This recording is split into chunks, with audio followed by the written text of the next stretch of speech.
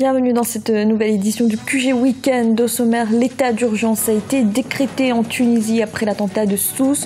Pendant un mois, la police et l'armée vont bénéficier de pouvoirs étendus pour faire face à la menace terroriste. La motion de censure contre le gouvernement malgache a été rejetée. La majorité des 2/3 des députés n'a pas été atteinte lors du vote. Et le président équato-guinéen Teodoro Obiang Basogo poursuit sa tournée à l'intérieur du pays. Il était vendredi à Mongomo pour inaugurer de nouvelles infrastructures. En Tunisie, l'état d'urgence a donc été décrété. Le président Béji Caïd Essebsi en a fait l'annonce ce samedi dans une allocution télévisée, justifiant cette mesure par l'existence d'un danger imminent. Une décision qui intervient après une semaine de l'attentat de Sousse. Emmanuel Milimono. Après l'attaque contre un hôtel à Sousse le 26 juin qui a causé 38 morts, le président Béji Caïd Essebsi a décidé ce samedi de renforcer à titre temporaire les pouvoirs de l'armée et des forces de sécurité.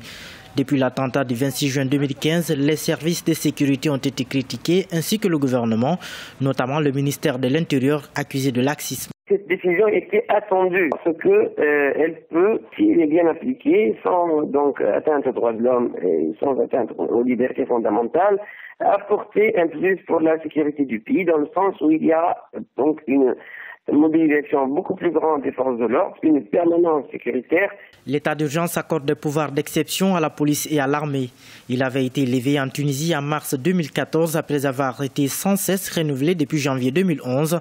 La Tunisie est confrontée à une percée djihadiste responsable de la mort de dizaines de policiers et de militaires.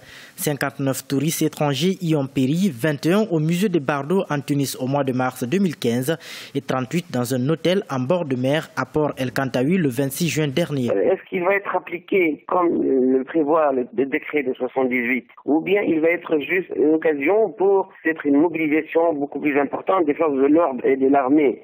Donc voilà la première question. La deuxième est que pourquoi cette annonce un peu tardive? Parce que le Conseil national de sécurité s'est réuni dimanche. Presque tous les observateurs s'attendaient en décret d'état d'urgence. Le Premier ministre Habib Essid a reconnu que la police avait été trop lente lors de l'attentat des Port El Kantaoui, premier aveu officiel de défaillance sécuritaire. La Tunisie a été frappée par 2 attentats revendiqués par le groupe État islamique en l'espace de 3 mois. En plus de l'émotion provoquée par ces violences, c'est un coup dur pour l'économie. Le secteur touristique représente 400 000 emplois directs et indirects et une source importante de devises pour la Tunisie, dont le dinar n'est pas convertible. Au Maroc, à présent, 2 Ivoiriens ont trouvé la mort en marge d'opérations d'évacuation forcée menées par la police à Tanger depuis le début de la semaine. Des centaines de migrants d'origine subsaharienne sont aujourd'hui toujours réfugiés dans un bois à l'extérieur de la ville, alors que d'autres ont cherché protection à l'église de Tanger. À Madagascar, le Premier ministre Jean Ravalomanana reste en place. La motion de censure déposée par les députés frondeurs a en effet été rejetée. La majorité des 2/3 requises n'a pas été atteinte lors du vote. Ibrahim Ndiaye.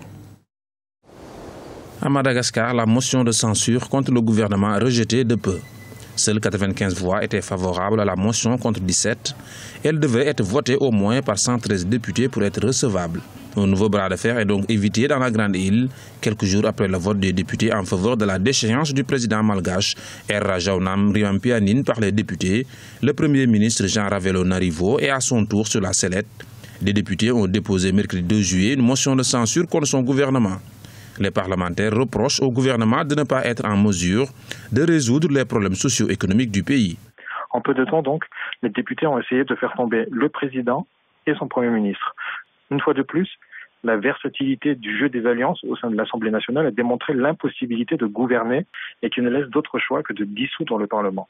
À l'approche des élections communales, justement, qui auront lieu fin juillet, l'on s'interroge de plus en plus sur le fait de reculer ces élections d'un mois et de les jumeler à des législatives anticipées. Parmi les griefs adressés au chef du gouvernement malgache, les députés dénoncent les nombreux mouvements sociaux en cours à Madagascar.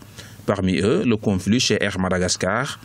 La hausse des prix du carburant est également un point d'achoppement entre les parlementaires et le gouvernement. Voulant profiter de l'élan protestataire mené par l'intersyndical en soutien aux délégués du personnel d'Air Madagascar qui est en conflit avec la direction de leur compagnie et qui se sont vus traîner en justice dernièrement par le secrétaire général du ministère des Transports pour atteinte à l'économie nationale, les députés ont voulu porter le coup fatal à l'exécutif à défaut d'avoir fait tomber sa tête. Selon la constitution malgache, l'Assemblée nationale peut mettre en cause la responsabilité du gouvernement par le vote d'une motion de censure.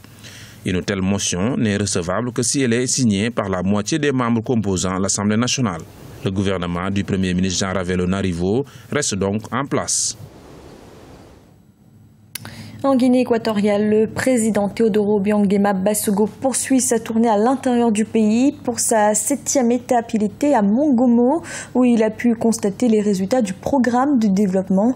Il a également inauguré de nouvelles infrastructures. Un reportage de notre correspondant Serge Kofi.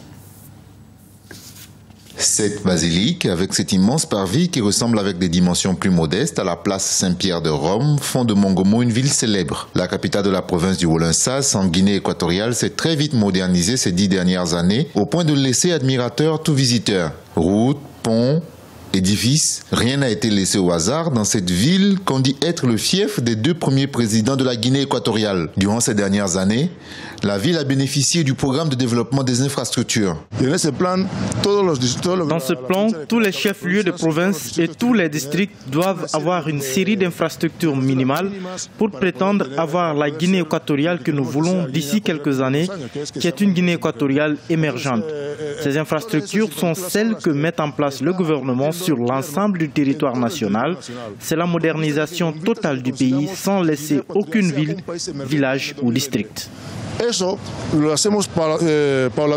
Ce programme qui a commencé en 2005 visait les grandes villes avec la mise en place des infrastructures de base. 10 ans après, l'accent a été mis sur les districts et villages de la Guinée équatoriale. Une politique d'aménagement des villes de l'intérieur que le président équato-guinéen a déclinée dans toutes les étapes de sa tournée à travers le pays. J'ai le devoir de visiter la population de la Guinée équatoriale pour donner des réflexions et des consultations qui pourront conduire au développement du pays. Lorsqu'il n'y a pas de réflexion ou de consultation autour de notre destin commun, tout laisse à croire que rien ne se fait.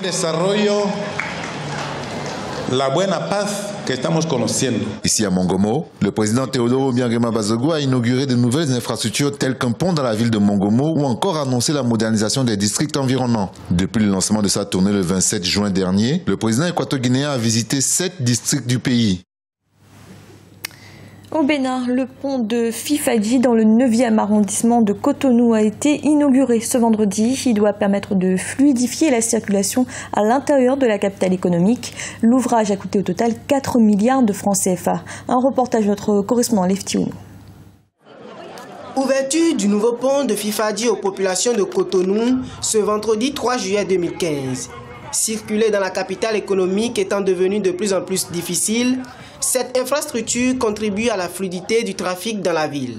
Construit en remplacement de la digue souvent coupée lorsque les eaux de la crue apparaissent, le trafic sur ce pont supportait près de 20 000 véhicules par jour. Avant là, vraiment, nous avons trouvé des difficultés à Fifadji. Aujourd'hui, ce n'est plus comme ça. Donc je suis content des travaux qu'ils ont effectués. Construit dans le 9e arrondissement de la ville de Cotonou, avec l'appui de l'association de développement IDA, le coût global de la réalisation de cet ouvrage est d'environ 4 milliards de francs CFA. Son ouverture vient desservir non seulement les tronçons des carrefours stratégiques de la ville, mais résout aussi les problèmes d'inondation dans cet arrondissement. L'ensemble des études, a débouché sur la réalisation de ce pont-là pour résoudre, ce problème d'inondation sur le tronçon. C'est ainsi que la conception a permis d'avoir un pont de 60 mètres avec des rampes d'accès. Ce pont est construit selon les technologies de préservation de l'environnement. En présence de la population et du maire de la ville de Cotonou, le Premier ministre Lionel Zinsou se réjouit de la qualité de l'ouvrage. C'est une vraie contribution à la vie quotidienne des habitants. C'est un pont de technologie. Je félicite les équipes qui ont construit ce pont car c'est un sol marécageux très difficile. On vient de nous expliquer tous les éléments techniques de l'ouvrage d'art, mais il est au service de toutes les populations du quartier et de celles qui vont le traverser. Cette infrastructure routière intègre l'aménagement sur 2 hectares d'un espace vert en cours de réalisation destiné à agrémenter la vie des populations riveraines. Lancé par le président de la République du Bénin, Boni Yayi, en février 2014, les travaux ont duré 16 mois. C'était le journal de la rédaction. Merci de l'avoir suivi. Retrouvez dans un instant une nouvelle édition de l'information.